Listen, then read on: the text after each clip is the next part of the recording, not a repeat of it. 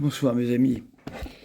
Je voudrais parler d'un sujet dont on parle très peu, hein, toujours la même chose, hein, la liberté religieuse, qui fait énormément fantasmer chez les sédévacantistes, Fraternité Saint-Pédis et autres. Lorsque l'on regarde les textes de près sur la question de la liberté religieuse, et que l'on regarde en particulier les grandes restrictions qui existent dans le catéchisme de Vatican II, le dernier catéchisme.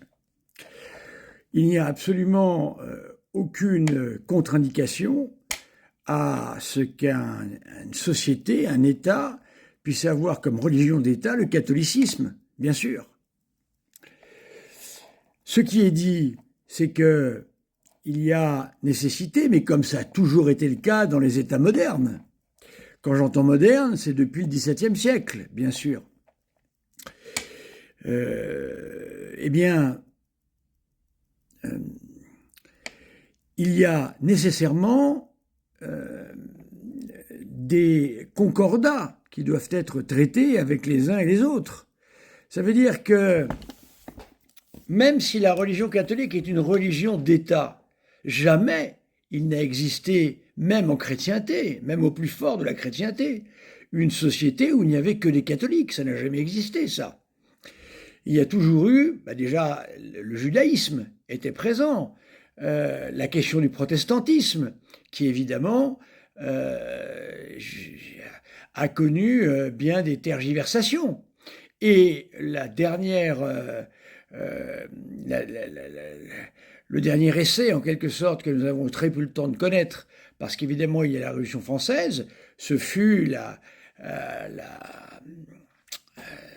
le traité d'introduction dans la société, permettant de travailler, permettant de nombreux droits, quasiment presque tous les droits, aux protestants, par Louis XVI. Donc, qu'est-ce que dit en fin de compte la liberté religieuse?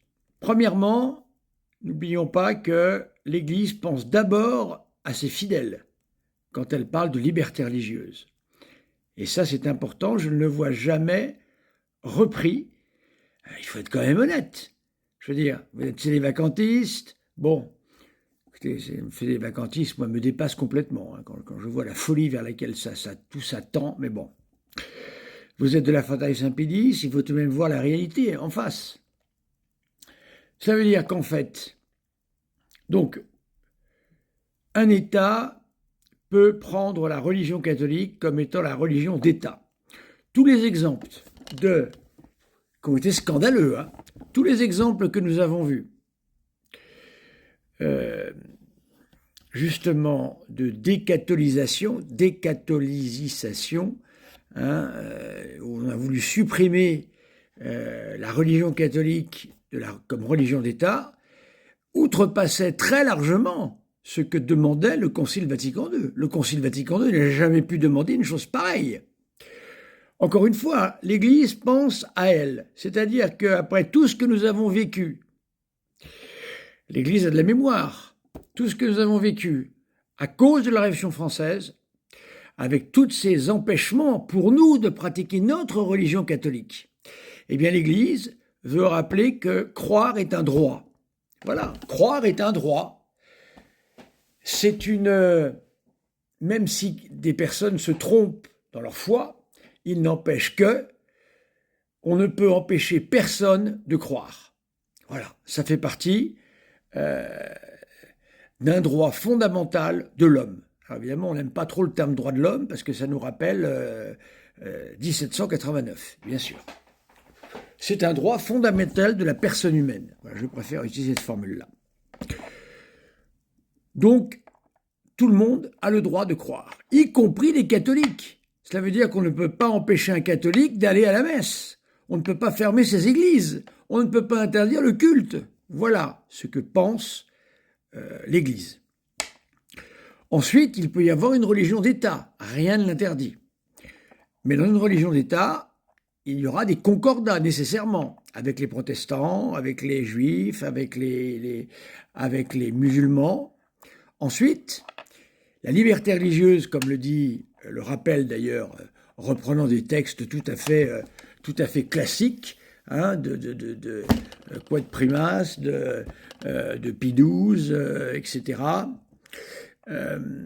eh bien, rappelle que la liberté religieuse n'est absolument pas un droit absolu, et sûrement pas un droit à l'erreur.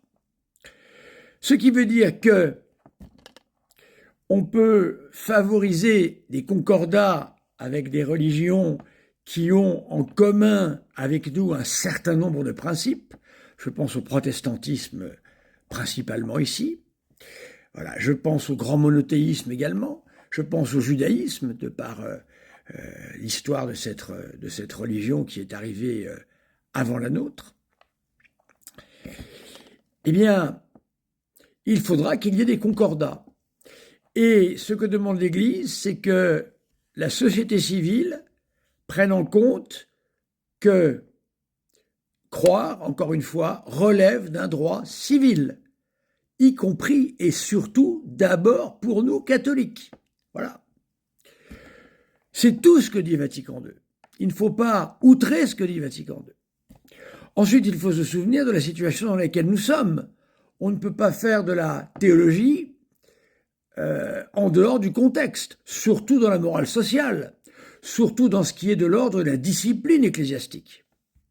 Aujourd'hui, l'Église est tolérée. L'Église aujourd'hui, je vois, c'est le pire en pire. À chaque fois, on parle de l'islam, on parle du judaïsme, on parle quasiment jamais de nous, jamais. On vient de faire enlever une croix sur une montagne très haute, je crois que c'était peut-être pas dans les Alpes, mais enfin bon, très haute, qui avait été refaite par des gens qui avaient investi eux-mêmes de l'argent pour refaire cette croix. Le maire d'une mairie assez simple a utilisé les moyens extravagants, c'est-à-dire un hélicoptère, pour enlever la croix. Donc souvenez-vous que ceux qui sont le plus en danger, c'est nous aujourd'hui. Donc dire que c'est un droit civil qui doit être inscrit dans la constitution civile d'un État, ça veut dire que c'est également, pour nous, catholiques, la garantie de nos droits. Voilà. Car nous sommes dans une société qui n'est plus du tout une chrétienté, où l'Église n'a même plus une place particulière.